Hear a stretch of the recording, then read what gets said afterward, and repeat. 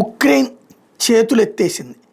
తాజాగా ఉక్రెయిన్ అధ్యక్షుడు జెలెన్స్కీ అనే పాయింట్ ఏంటంటే, మేము యుద్ధం చేయడానికి కావాల్సినటువంటి స్ట్రెంగ్త్ లేదు మా దగ్గర, మిలిటరీ స్ట్రెంగ్త్ మా దగ్గర లేదు, మిలిటరీ లేకుండా మేము యుద్ధం చేసి విజయం సాధించలేము, మేము విజయం సాధించాలంటే యూరప్ దేశాలు అమెరికా సహకారం ఉంటే మేము రష్యాని గెలవగలం.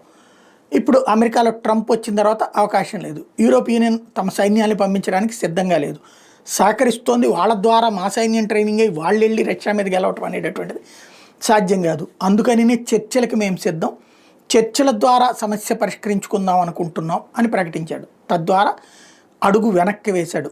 మొన్నటిదాకా ట్రంప్ని కన్విన్స్ చేసే ప్రయత్నం చేశాడు, అక్కడ కాకపోతే యూరోప్ యూనియన్ రెచ్చగొట్టే ప్రయత్నం చేశాడు.